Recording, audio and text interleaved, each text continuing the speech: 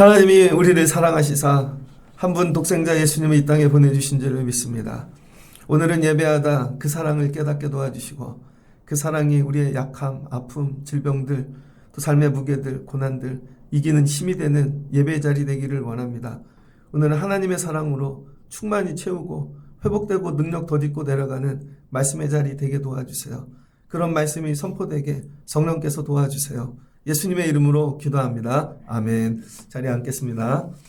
오늘 말씀 제목은 진짜 예수를 믿습니까? 라는 제목으로 요한복음 5장 1절로 18절. 그냥 육으로 물어보면 이거죠. 당신 진짜 예수 믿어? 앞에 정말 예수 믿어? 오늘 진짜를 붙였습니다. 진짜 예수를 믿습니까? 근데 이게 육적으로 묻는 게 아니라 오늘 말씀을 통해서 여러분 진짜 예수 믿습니까? 교회만 다니지 말고 예수 믿으면 좋겠어요. 서로 축복하는데 저 뒤에 안내하는 고사님 지난주에 아파서 못 왔거든요. 또 어떤 분은 손이 또 다쳐서 수술하셨고 또 이렇게 아픈 분들이 많아요. 제가 예배 오시는데 보는데 마음이 짠하네요.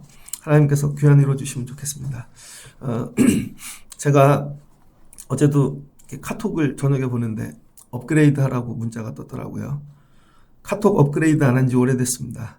왜냐하면 이상하게 프로그램이 바뀌어서 제가 개인적으로 친하지 않은 사람들한테 모르는 익명의 사람들에게도 업그레이드를 하면 뭐 이렇게 프로필이 다 뜬다면서요. 그래서 그날 이후로 업그레이드를 안 했습니다. 앞으로도 할 생각이 별로 없습니다. 어쩔 때는 카톡을 없애버리고 싶어요. 근데 어떤 분들은 그래서 밴드 쓰더라고요. 그래서 밴드 개통했어요. 어떤 분 때문에. 어떤 분은 라인 쓰더라고요. 네이버. 라인도 개통했어요. 어떤 사람은 텔레그램 쓴다고. 저 텔레그램도 깔았어요. 사람들이 이제 카톡 많이 떠나죠. 카톡이 제대로 되려면 업그레이드가 돼야 됩니다. 근데 불편한 업그레이드 말고 제대로 된 업그레이드. 요한복음이란 뭘까? 요한복음은 여러분 믿음을 좀 업그레이드 해보자는 거예요. 공간복음은 예루살렘 성전이 69년 70년에 무너졌거든요. 예루살렘 성전이. 그게 그냥 무너진 게 아니라 나라가 망한 거예요. 69년 70년에. 나라가 망하니까 종말이 온 거죠. 그러니까 예수 믿는 자들이 흩어지니까 그들에게 예수님 전해서 믿음 지키게 하려고 공간복음을 쓴 것입니다. 그러니까 유대 공동체, 누가 공동체 이렇게 전부 다. 세월이 흘렀어요. 1세기 말. 1세기 말이니까 로마 시대, 고난받고 핍박받는 시대. 기독교는 좀 보편화됐어요. 거의 한 30년이 지났죠? 30년이 지났는데 공간복음의 믿음만 갖고 사는 거예요. 늘 질문이 예수란 누구인가? 그거 가지고 안 된다는 것이죠. 그래서 요한복음이 30년 후에 기록이 되어져서 이거예요. 요한복음을 보낸 이유. 신앙 업그레이드 하자. 근데 여러분들 국민학교 때 다녔던 믿음, 중학교 때 믿음 갖고 아직도 버티고 있는 분들이 있습니다. 아니면 청년 때, 이게 조금 뜨거웠을 때, 젊었을 때.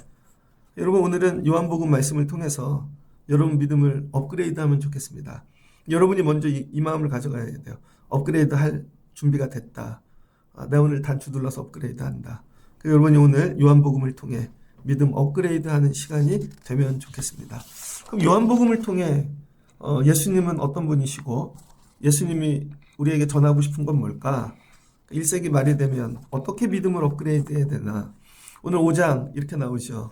그 위에 유대인의 명절이 되어 여기서 유대인의 명절은 유월절을 이야기합니다.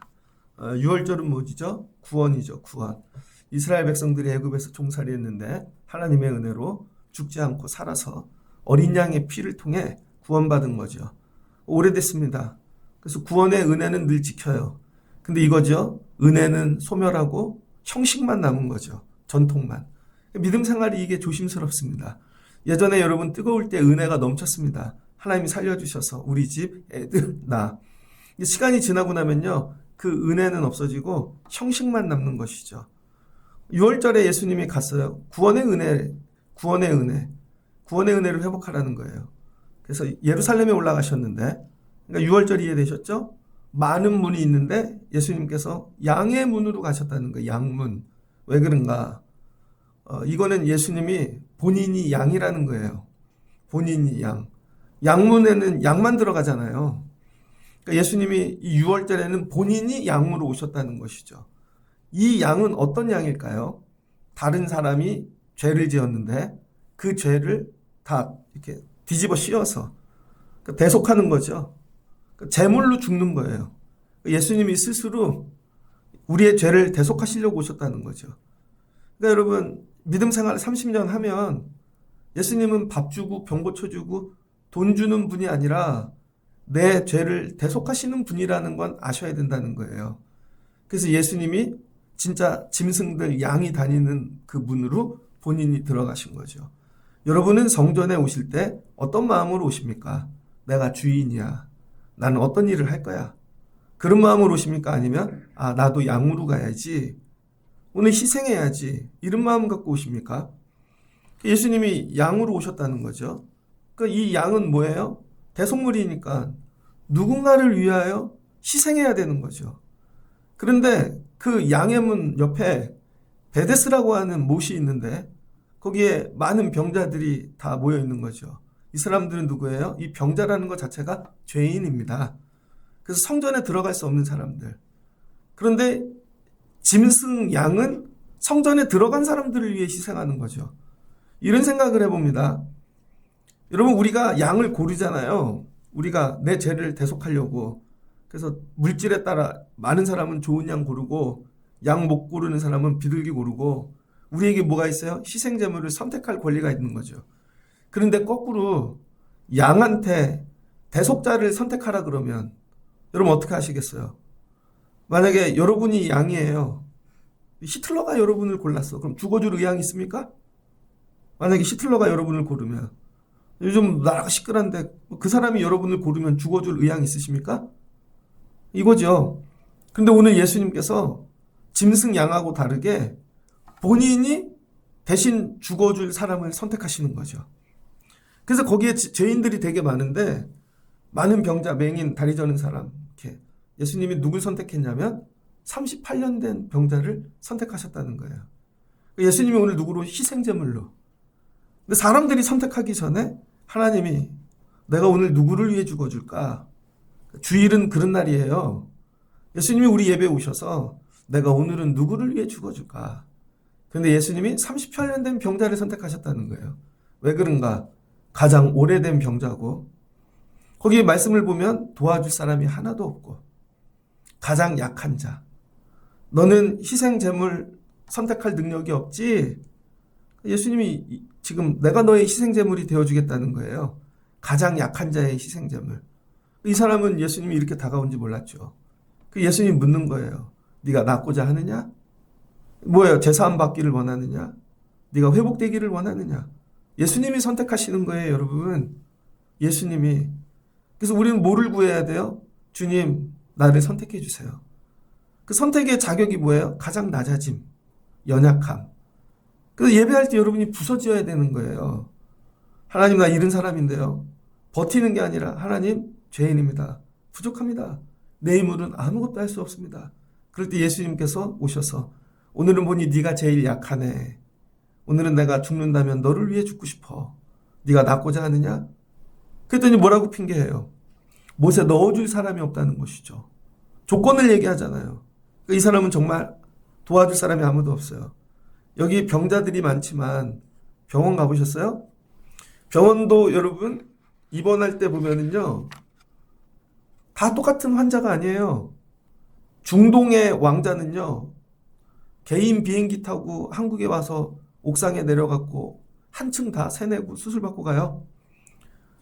재벌이 오면은요 줄을 서서 좋은 방 내줍니다. 똑같은 병자인데. 가난한 사람이 오면요 힘들어요.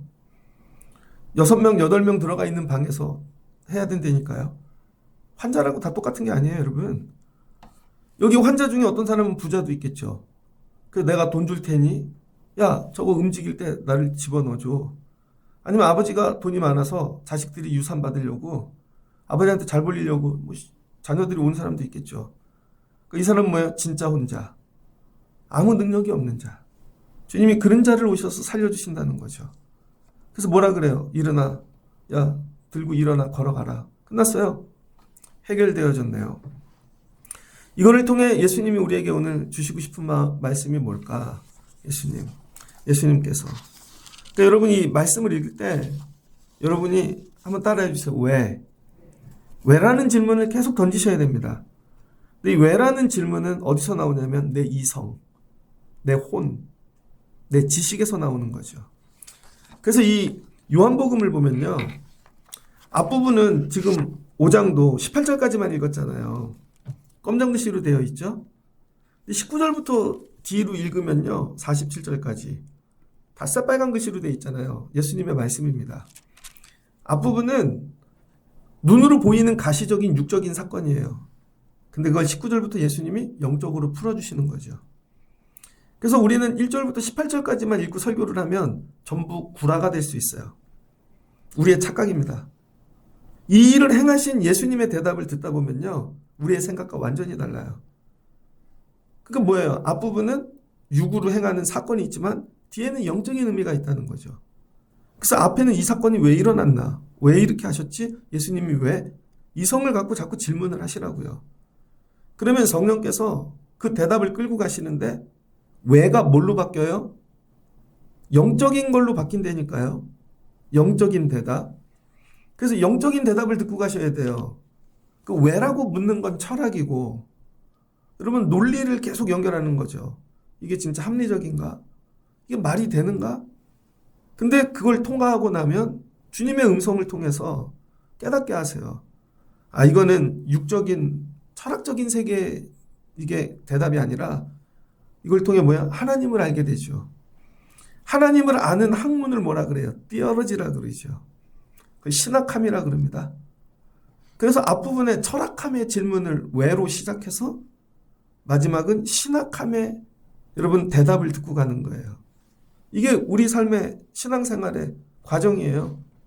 그래서 왜라고 질문하지 못하는 사람은 주의 음성을 들을 수가 없어요. 왜를 계속 물어야 돼요. 그리고 기도해야 돼요. 왜 고난이 오지? 나 왜 이렇게 힘들지? 나 왜 이렇게 멍청하지? 나 왜 이렇게 살지? 나 왜 그렇지? 그럴 때 말씀이 온다니까요, 성령이. 그래서 깨닫게 하시죠. 그 19절 이하의 실은 오늘 설교는 18절까지 중요한 게 아니라 19절부터를 설교하고 싶은데 앞부분을 설명 안 하면 설교를 못 하니까. 그래서 제가 뒷부분을 읽지 않은 여러분들에게 뒷부분을 어떻게 설교하는지 한번 잘 듣고 신학함, 영적인 의미를 깨닫고 가는 여러분 되시면 좋겠습니다. 여러분이 날마다 왜를 물어야 돼요. 왜 그렇게 했지? 왜? 예수님의 저 사람 왜 살렸지?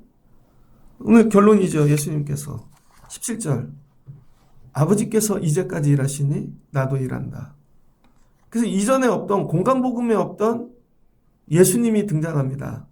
공간복음의 예수는 누구예요? 하나님의 아들. 그런데 뭐예요? 메시아, 그리스도. 마태복음에 우리 죄를 사하려고 오신 분. 그 포인트는 뭐예요? 구주.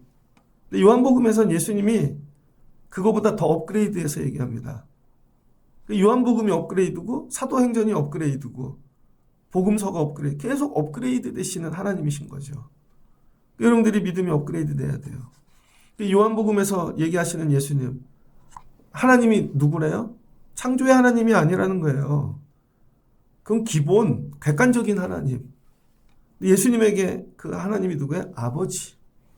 하나님은 아버지라는 것이죠.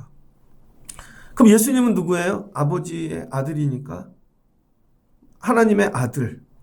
요한복음을 통해 전하고 싶은 하나님은 내 아버지셔. 나는 하나님의 아들이고. 그런데 아버지를 어떻게 알 수 있는가? 아버지를 알 수 있는 방법이 아버지의 뜻이 있다는 거죠. 아버지의 뜻. 근데 아버지의 뜻을 알 수가 없잖아요. 그 아버지의 뜻을 예수님이 안다는 거예요, 아들이.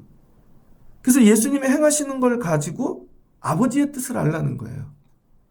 그러니까 오늘 예수님이 38년 된 병자를 고치고 이해되셨죠?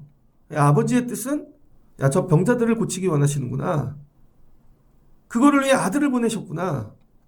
그래서 예수님이 하시는 말씀이 전부 하나님의 뜻이고 그래서 예수님의 말씀을 받아들이는 게 아버지를 받아들인다는 거죠. 여기까지 이해가 되시죠? 그래서 오늘 예수님이 이전에 없던 하나님을 소개하는 거예요. 하나님이 내 아버지셔. 하나님이 일을 하셔. 근데 일이 뭐예요? 하나님의 뜻대로. 하나님의 마음. 그 마음을 나에게 주셨어. 그래서 나도 실수가 없어. 아버지의 마음 갖고 나도 일하는 거야. 그러니까 나를 본 게 아버지를 보는 거야. 이 행위가 아버지의 뜻이야. 그랬더니 유대인들이 이런 거죠. 이런 얘기는 들어본 적이 없도다.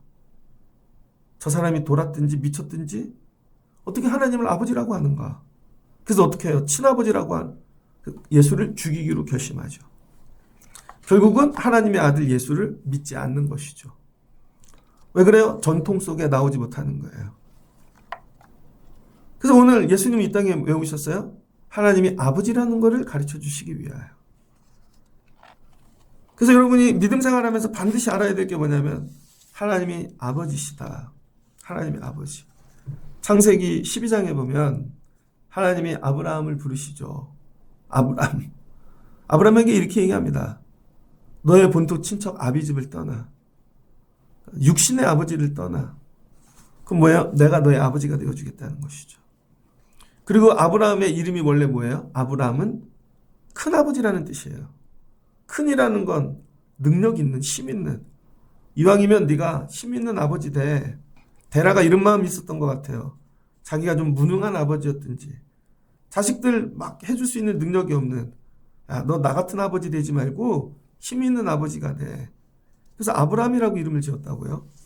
근데 하나님께서 창세기 17장에 가서 아브라함이 자녀를 못 낳고 있죠. 계속. 그리고 하나님이 말씀하세요. 야, 이름 좀 바꾸자. 이름. 창세기 17장 99세에 아브라함에게 나타나셔서 야, 내가 너로 여러 민족의 아버지가 되게 할 거야. 이게 내 언약이지? 그럼 하나님이 그럼 이름부터 바꾸자.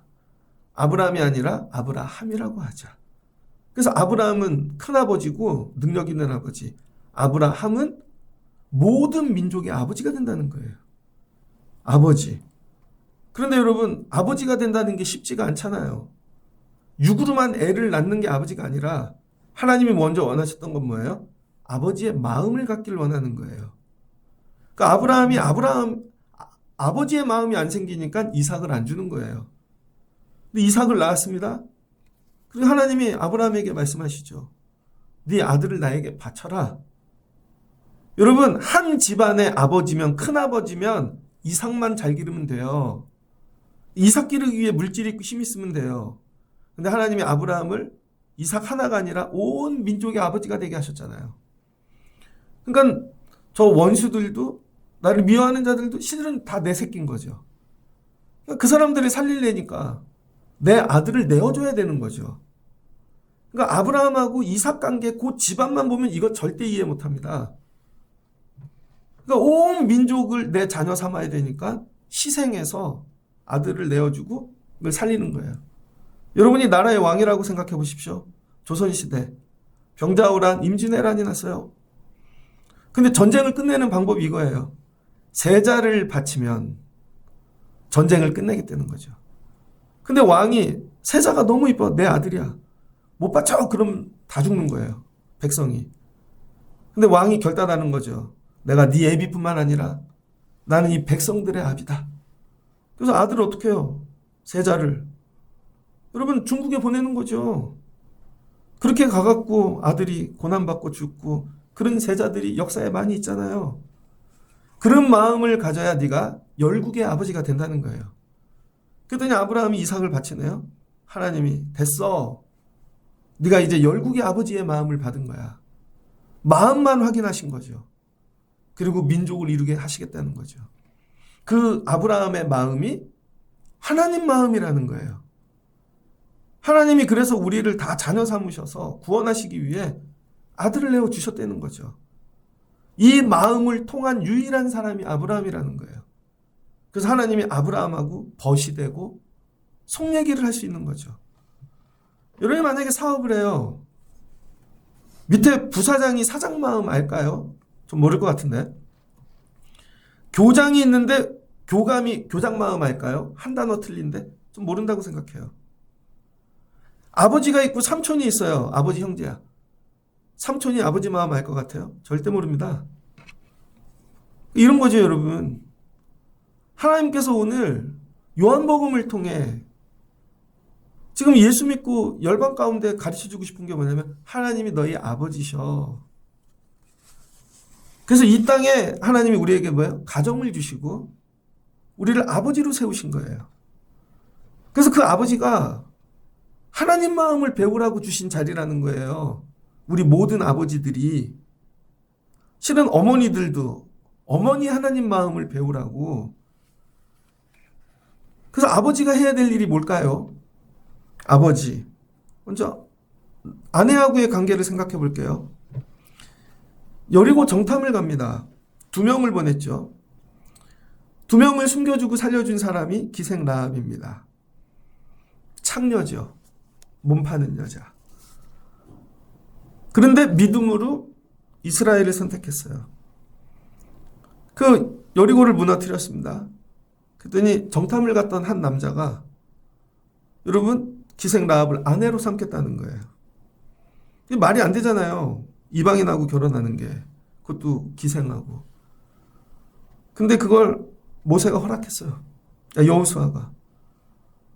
그럼 사람들이 이렇게 하겠죠. 저 사람은 기생하고 살아. 볼 때마다 저 여자는 기생이야. 애를 낳네. 진짜 남편의 애일까? 근데 여러분 남편이 이걸 다 커버해 주는 거죠. 그 남편의 이름이 뭐예요? 살몬.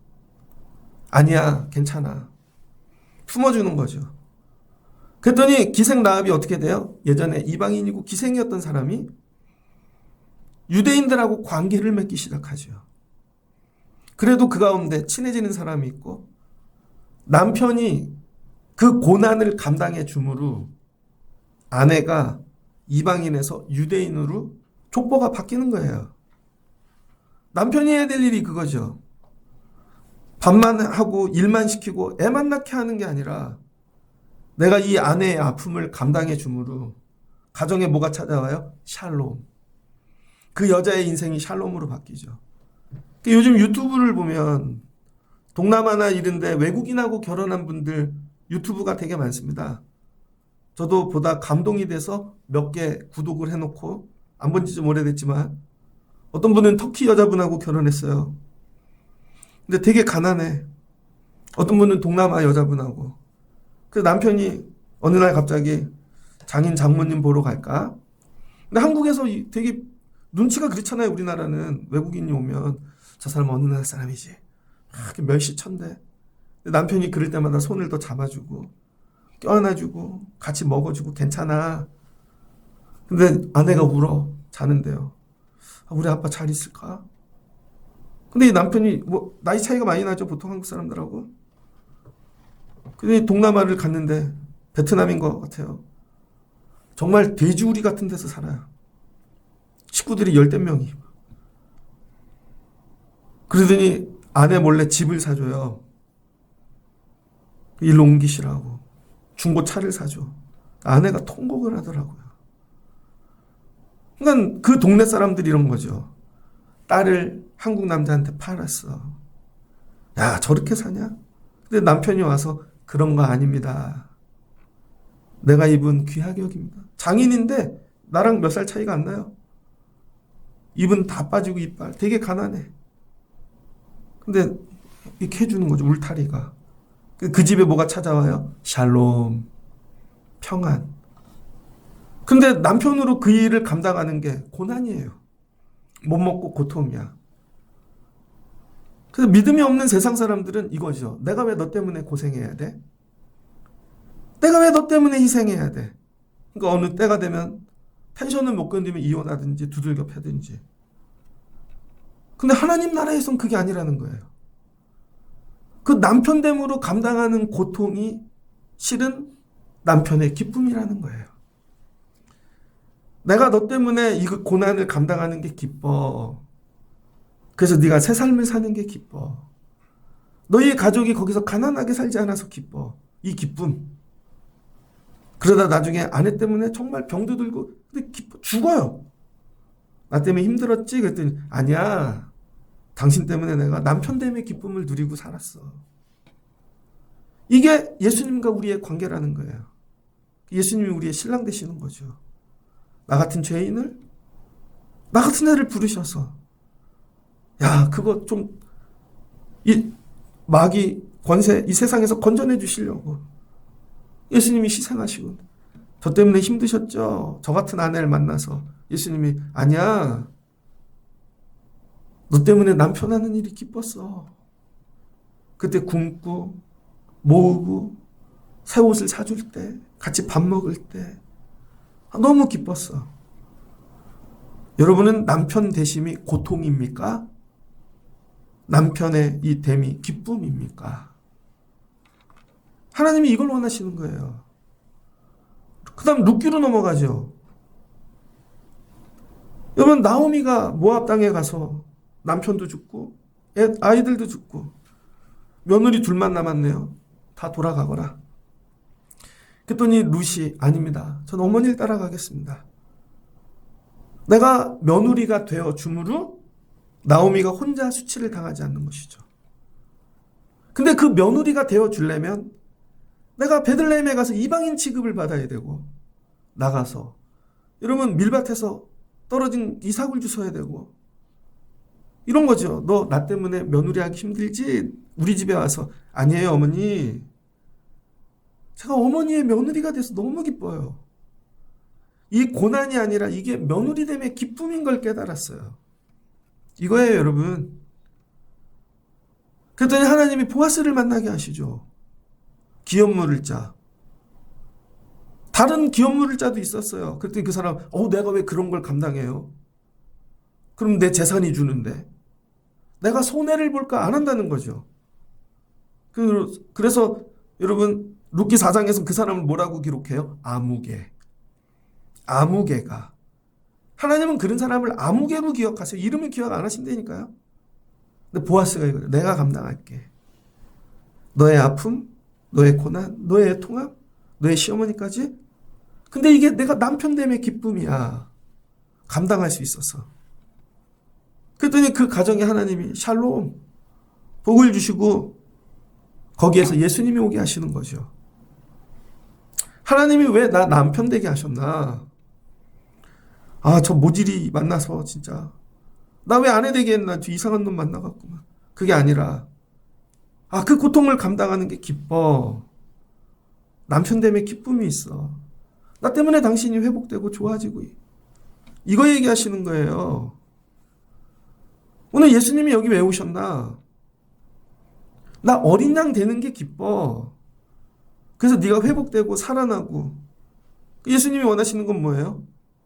너 아무도 없지? 주변에 너 도와줄 사람. 남들은 가족도 있고 돈이라도 있어서 사람 쓰는데. 이게 뭐예요? 관계가 다 끊어졌다는 거예요. 넌 관계가 다 끊어졌잖아. 그 병 때문에. 부모도 버리고 자식도 버리고 친척도 버리고. 오늘 예수님이 오셔서 그거 회복시켜 주시겠다는 거예요. 관계 회복. 그러니 성전에 들어가거라. 성전에 들어가서 제사장과 관계가 회복되거라. 이 당시에는 제사장이 죄를 사해야 일상으로 돌아가니까 믿음의 사람들하고 관계 회복하거라. 관계 회복하라는 거예요. 관계 회복. 결국은 그랬더니 관계 회복하려고 들어갔네요. 그랬더니 사람들이 그래요. 너는 누구냐? 오늘은 안식일인데 네가 어찌하여 살아서 여길 들어왔느냐? 그 사람들이 거부하죠. 안 받아들이죠. 난 너하고 관계하기 싫어. 근데 예수님이 이 한 사람을 회복시키는 일에 뭐래요, 예수님이? 그 사람 고쳐서 성전에 넣어놨더니 사람들이 예수님을 죽인다는 거죠. 예수님은 하나님의 아들로 오셨는데 그 일을 감당하고 한 사람 살리는 일에 뭐야? 내 생명을 걸어야 되는 거죠. 어린 양 진짜. 그래서 이거예요. 나 죽고 너 살자. 그런데 예수님 죽어가면서 생명 걸고 이 한 사람 살리는 게 힘들지 않으세요? 난 그런 일 하는 게 기뻐. 난 그게 너무 기뻐. 그게 19절부터 이야기예요. 19절을 보니 그것을 아들도 그와 같이 행하느니라. 아버지처럼. 심판하기 위해 생명을 주기 오셨다는 것이죠. 28절. 이를 놀랍게 여기지 말라. 내 음성을 듣는 게 그의 음성을 듣는 것이니라. 그들이 안 듣죠. 너희들이 성경은 상고하고 성경은 연구하면서 39절. 왜 내 증언은 듣지 아니하느냐? 너희가 영생을 얻기 위하여 내게 오기를 원하지 아니하는도다. 나는 사람에게서 영성을 취하지 아니하노라. 나는 다만 하나님을 사랑하는 것이니 너희 속에 없음을 아노라. 예수님이 이 일 왜 해요? 너네 영생받기 그게 아니라는 거예요. 하나님 사랑해서 아버지 뜻이라. 그 아버지 뜻대로 내가 행하는 거니까 내 뜻을, 내 행위를 받아들이는 게 아버지 뜻 받아들인다는 거죠. 너희가 서로 영광을 취하고 유일하신 하나님께로부터 오는 영광을 구하지 아니하니 어찌 나를 믿을 수 있느냐. 여러분, 성전에 와서 제사하고 별건 다 하는데 하나님의 뜻은 받아들이지 않는 거예요. 하나님의 자녀가 아니죠. 그걸 뭐라 그래? 원수 마귀. 유대인들이 그래서 다 마귀 되는 겁니다. 그래서 오늘 예수님을 통해 가르치고 싶은 게 뭐냐면 하나님이 너희 아버지셔. 그런데 하필이면 잃은 자녀를 두셨다는 거야. 38년 된 병든 자녀를. 근데 이 자녀 하나를 자녀로 온전하게 만드는 일에 하나님이 자기 아들을 거셨다는 거죠. 지난주에 어떤 다큐멘터리를 봤습니다. 요즘은 인구 절벽이죠. 테슬라 사장이 이렇게 얘기했어요. 북한이 남한을 공격 안 해도 된다. 왜? 인구 절벽이어서 저절로 망할 것이다. 애들을 안 낳으니까. 그래도 애를 낳는 집들이 있습니다. 어떤 젊은 부부들이 애를 낳는데 애가 배에서 다 큰 게 아니에요. 그래서 뭐 한 달, 30일 만에 일찍 나온 게 아니라 5달 일찍 나온 애들이 있어요. 5달. 어떻게 살지? 그래서 인큐베이터에서 애들을 길러요. 5개월 동안. 근데 5개월이 됐다고 바로 나오는 게 아니라 더 오래 있어요. 엄마 아빠가 그 애를 맨날 보러 가. 요만한 애를. 근데 엄마 아빠 인지시키려고요. 엄마가 아이한테 편지를 써요. 그리고는 오늘은 해가 떴어. 이름을 지어주곤 우리 복덩이 잘 있지? 나중에 인큐베이터에서 나오면 엄마 품에서 이 햇살을 보자. 그 엄마 목소리 인지시키는 거죠. 매일 편지를 써. 매일. 나중에 인큐베이터에서 나왔습니다. 아버지가 애를 안아. 나왔는데 애가 우리 정상인이 아니에요. 좀 미숙해. 아이가 처음으로 유치원에 갔습니다. 걸어서. 근데 애가 미숙해. 또래 애들보다 많이 모자라. 근데 아이가 처음으로 아빠 품에 앉아 이렇게 아빠가 울어요. 그 애가 초등학교 갑니다. 근데 공부를 되게 못해. 근데 책가방을 메고 있는 아이를 보면 아빠가 울어요. 물어요. 저 아이를 왜 기르냐고. 저 아이를 기르는데 집을 팔았대요. 그 아이를 기르는데 차를 팔았대요. 병원비를 대느라 잠을 못 자고 라면 뭐 그런 것만 먹고 사는 거죠. 고통스럽지 않냐고. 고통스럽죠. 근데 저 아이가 저렇게 생명이 되어가는 걸 보며 아비됨의 기쁨을 누린다고. 무슨 말씀인지 알겠어요? 이게 하나님 마음이라는 거예요. 그 마음을 가지는 하나님이 너 사랑하셔. 너 하나 구원하려고 하나님이 얼마나 고난당하시는 줄 알아? 근데 그게 아버지의 기쁨이라는 거예요. 오해 없이 들으세요. 제가 애 둘을 기르는데 초등학교 때까지는 몰랐어요. 중학교 가니까 학원비가 막 진짜 속옷 하나 사 입지 못할 정도예요. 진짜로. 목회하면서 학원비 감당하기가 너무 어렵습니다. 근데 저희 둘째가 이번에 외고를 갔거든요. 근데 많은 학교 중에 그 학교를 고른 이유가 있어요. 아빠를 배려해서. 그래서 기숙사로 갈 수 있는데. 근데 끝났는데 그러더라고요. 아빠 그래도 개학하기 전에 요 과목은 공부하고 싶어. 근데 말은 안 했는데 그게 되게 힘들더라고요. 제 개인적으로는. 그래서 끊어줬죠. 다. 죽으라고 공부를 합니다. 애가 철이 들기 시작했어요. 뭔 말인지 아는 거지. 아빠가 이걸 어떻게 해서 되는지를. 근데 그런 게 있는 거예요. 공부를 하고 오면 영어학원을 보냈는데 이번에 중3 졸업을 했습니다. 테스트라더니 고3반에 넣었어요, 애를. 그러더니 첫날 가서 자기가 다 맞았대. 1등 했대. 수학반에 넣었어요. 그랬더니 친구들은 해외여행을 갔어요. 방학 내내. 우린 뭐 보내줄 형편이 안 되니까 그 아이들이 오기 전에 따라가야지. 공부라는 거죠. 근데 여러분이 감당하는 게 내가 힘들어요. 그런데 이런 거예요. 갔다 오면 아빠, 내가 그 선생님하고 친해졌어. 내가 그 학교를 감으로 이런 사람을 만나게 됐어. 무슨 말인지 아세요, 여러분? 그게 기쁨이 되는 거예요. 그래서 내가 만날 수 없는 사람들을 만나는 거죠. 예전에 우리 할아버지 때는 할아버지들이 농사 짓고 다 그렇게 자녀들을 길렀거든요. 제가 아는 목사님이 오늘 들어옵니다. 이 목사님 나보다 5살인가 많은데 신학교 들어가서 형은 왜 이렇게 신학교를 늦게 왔어? 그랬더니 대학교 다니다 취직하다 자기가 너무 그래서 선교하고 싶어서 돌아온 거죠. 근데 이분이 외아들이야. 딸만 셋인 집에 외아들 둘인가 셋에 광릉내에 삽니다. 그 방학 때 가봤어요. 거기 시골이었거든요. 근데 아버지가 나이가 너무 많아가지고 자기 신학교 간다니까 아버지는 교회도 안 다니고 가지 말라고. 근데 아들이 너무 하고 싶으니까 아버지가 그럼 아들이어서 해주는 거야? 나 믿음 없지만. 그래서 논을 팔아 답심리에 집을 한 채 사줬어요. 그 전세 주고 지하실에서 살고 학비 다 대고. 그러다가 또 등록금이 모자라면 아버지가 밭을 팔았어.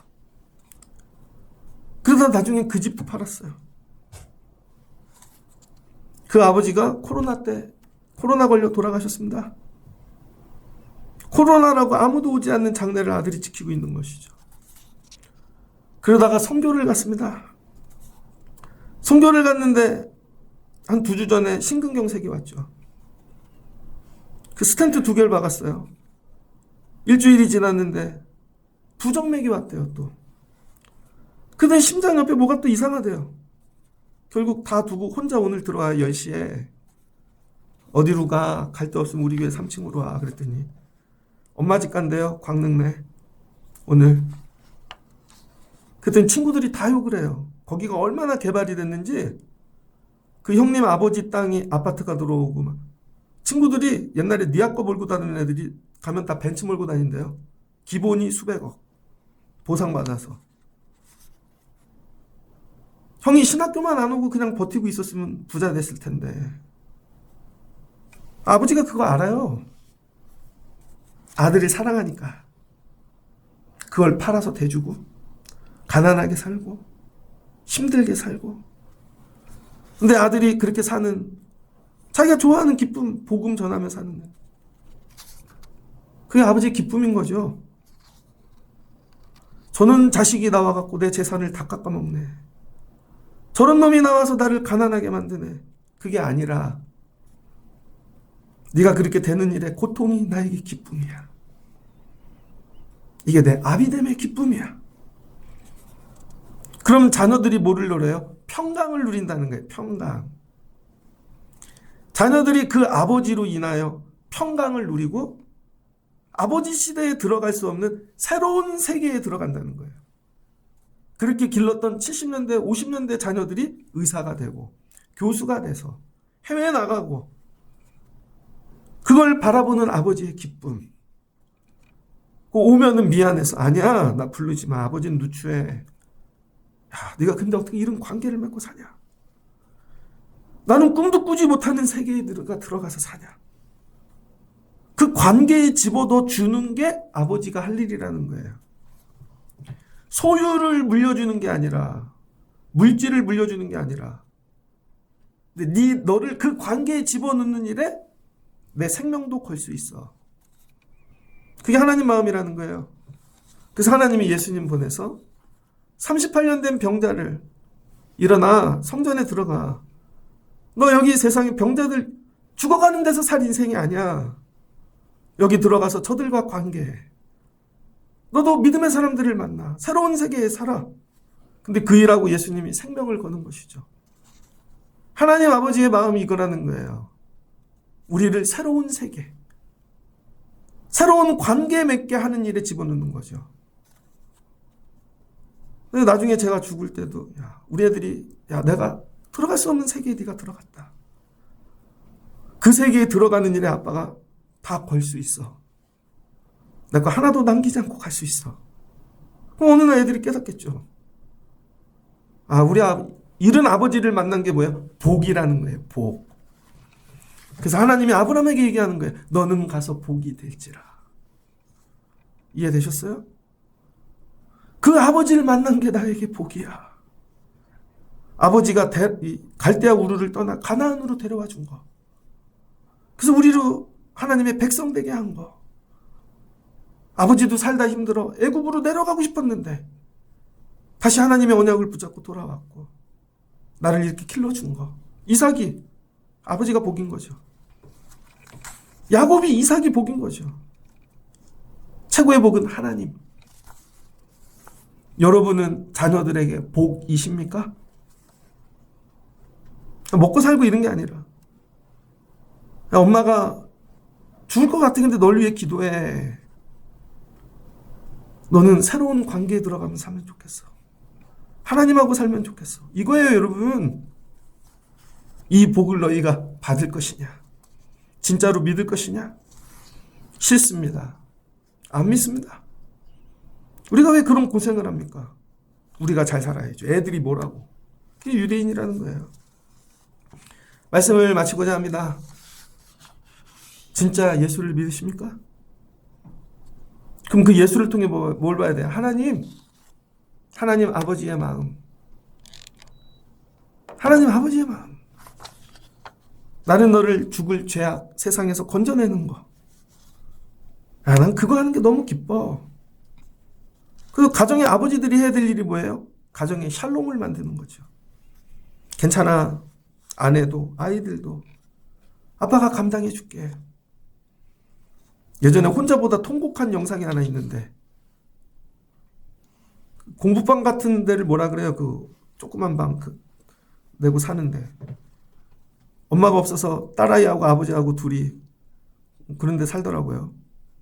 아이가 공부를 잘하는데 너무 가난해. 그래서 아버지한테 얘기해요. 아버지, 영어학원 하나만 보내주세요. 그랬더니 아빠가 얼만데?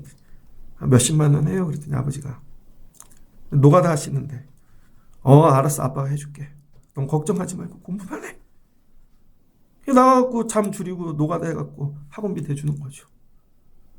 근데 애가 학교를 열심히 그 기쁨. 나중에 몇 년이 지나 애가 의사가 됐습니다. 아이도 머리가 열린 거죠. 아빠가 나를 위해. 저 아빠가 나에게 복이다. 돈이 아니라 나중에 가면 우리 아버지가 하셨어요. 우리 어떻게 구원받았지? 나 같은 자가. 내가 어떻게 예수를 믿고 집사가 되고 권사가 되고 나는 목사가 되었지? 하나님의 사랑.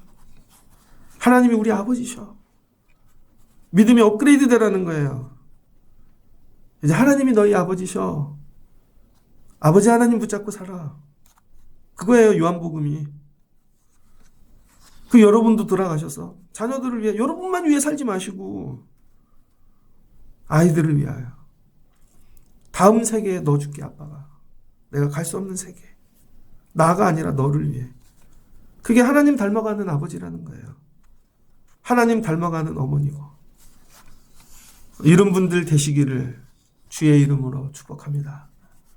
그래서 하나님 뭐라는 게 내 아버지. 오늘 업그레이드 하세요. 믿음. 하나님 내 아버지야. 그리고 붙잡고 내려가셔서 아버지 하나님 부르고 살면 그 얘기하잖아요. 아버지. 예수님이 계속 아버지. 이 아버지 되신 하나님께서 여러분을 위해 모든 거 내어주시고 하실 거예요. 아브라함에게 그 일 시작하라는 거죠. 그런 아버지네. 그런 아버지.